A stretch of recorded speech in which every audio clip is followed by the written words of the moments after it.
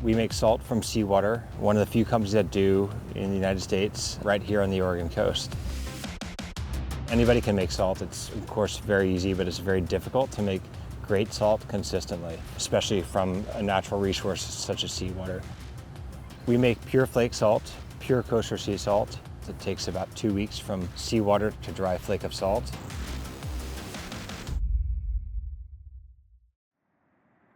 We are literally on the bay right here. The seawater is 10 yards away from us here, and our salt making facility is right there. It's about a 7-mile long bay called Netarts Bay. It's very high in salinity, which is of course very unusual on the Oregon coast. We want to get as high a salinity or as high salt count as possible when we're trying to make salt. I think I ended up getting like 2 or 3 gallons from 27 different spots, from all the way in Neah Bay in Washington State to Gold Beach in Oregon, and made salt from all of those and literally just tried them side by side. Netarts Bay was far and away the best. The reason Netarts Bay is so special is because you have higher than normal salinity, but then you also have tens of millions of oysters that are farmed here. Individual oyster can filter about 20 gallons of seawater a day. It's been clean for an immense amount of time, and we hope to keep it that way forever. This is our intake pipe. We pump seawater in through this pretty underwhelming 3-inch PVC line. We'll walk up very shortly up the hill to our filtration and reverse osmosis. So this is the reverse osmosis unit. Typically, reverse osmosis is used to either clean or purify water or to desalinate seawater. We, of course, are desalinating seawater, but we want the salty part of the seawater and not the fresh water. It'll pass through the reverse osmosis and then be stored in tanks. Seawater is about 3.5–4% salt in the ocean as it is. Through this process, we're dramatically increasing that concentration of salt in the seawater. This is where a lot of the magic starts to happen. Jason handles all operations here at the coast for us. So what's happening here is we have created pre-brine through the reverse osmosis unit, and it is now coming through gravity and fed into these boils.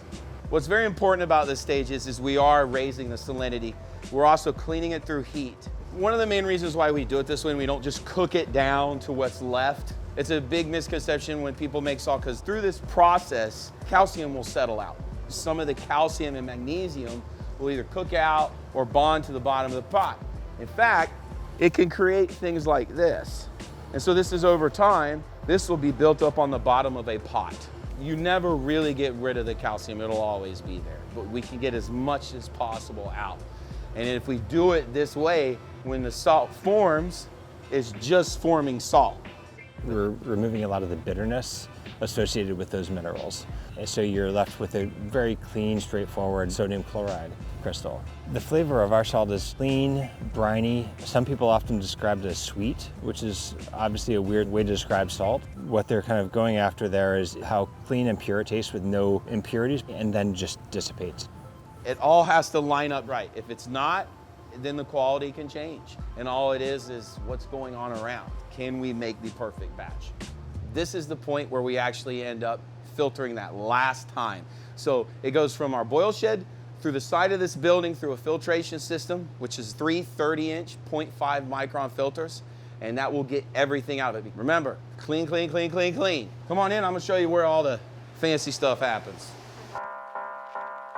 So now we are in the evaporator room. And this is where we actually make the salt.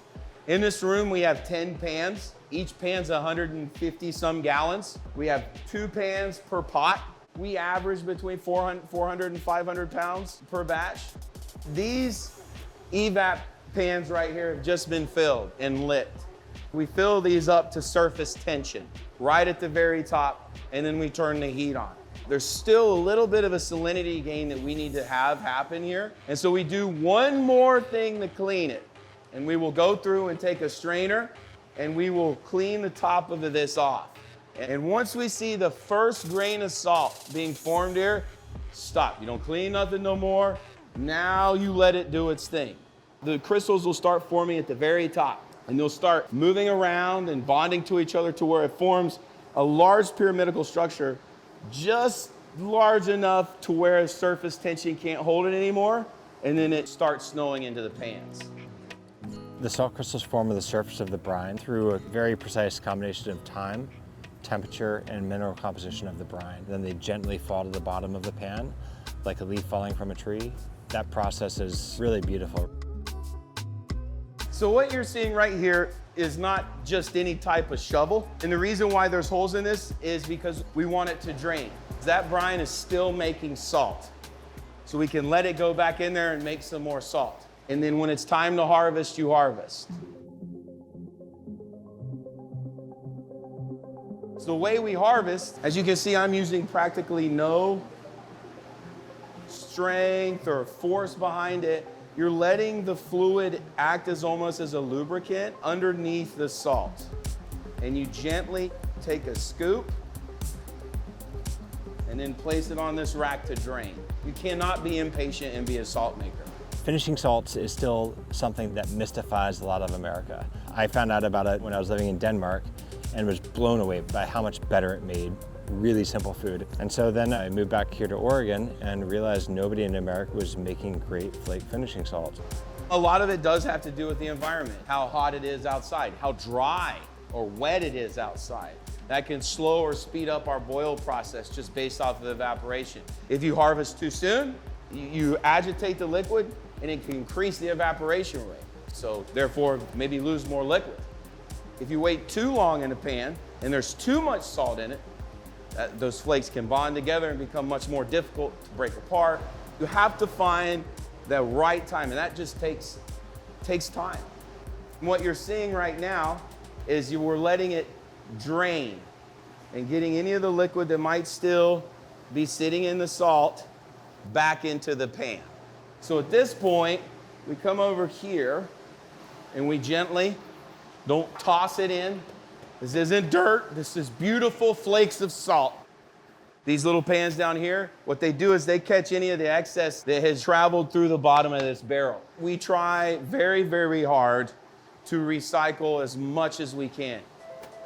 So I'd been making salt for about 2.5 years for fun, and I would just get a couple of gallons of seawater, bring it back in a milk jug, hauled seawater over the Coast Range for almost 2.5 years until we finally found this spot here, which is an old oyster farm, remarkably well suited to salt making too. It's a completely natural product, one of the most essential minerals to people. Our body is largely made up of salt water. Once we've harvested, let it drain, we rinse the salt. Rinse it with fresh, cold water, fresh, clean, cold water. And so we rinse out any brine that might still be on the salt. You have 2 big holes on each side between 12 and 24 hours. We'll rotate it 180 degrees, sort of knock it around a little bit so that we can reposition it so it will continue to drain. If you don't drain it real well, you end up with salt at the bottom that will end up bonding together, creating more of like a rock salt that we can't pull apart, we can't sift, and it ends up becoming waste. At that point, we actually spike our boils with that salt. You end up getting something like this. You can see it's very white, flaky. This is unsifted, still needs to be processed. Once they're finished draining, we put them in a dehydrator, and this can last depending on the salt. One batch could take 47 hours to dry. Another batch could take 24 hours to dry.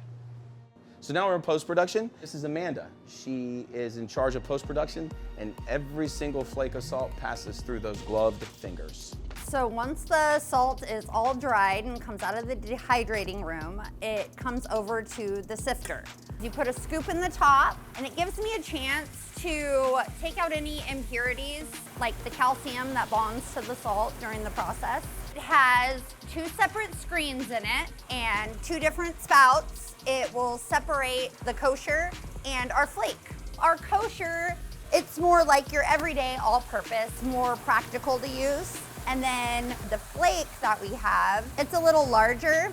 It's more for like finishing or wet infusions. But then every once in a while we get these really big flakes. That's what we call pure flake. This is that great big, beautiful, almost like diamonds. It just makes a different sort of sound, almost like a tinkling sound. This is like the gold. It's kind of hard to come by. You can see the difference in the sizes. It's so large it won't go through that sifting machine. When that happens, I scoop it into these tubs, and this part is by hand. I go through every single flake, and if I find any impurities, if it's not a perfect flake, it gets picked out and sorted. The structure of these flakes just happen on their own. It's natural. They form point side down in the evaporating pans, and you can really see all of the lines. It's so symmetrical. They are so rare that it took this many batches, 7 different batches, to come up with about 10 pounds, a little over 12 pounds. And I touched every single piece that was made out here. So that's kind of cool to be able to say that. We have our pure flake salt that's used by a ton of chefs all around the country. And then we have a bunch of different really great infused salts. So we're gonna try some salt. Thought it would be good to try some oysters with our salt, of course. Oysters being from the same bay that we get our salt. Rosemary is one of our most popular infusions. Top it with a little bit of rosemary salt.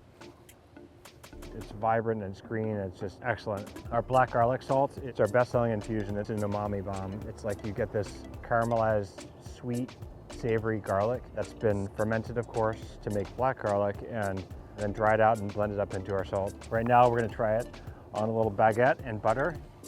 I can't think of a better afternoon snack. I feel grateful to be a part of the food industry. It's fun to work with chefs and restaurateurs. It's an honor. We are a very small yet significant portion of the plate. Everybody's got to eat, and everybody needs salt. And so if we can do that just a little bit better, that feels great.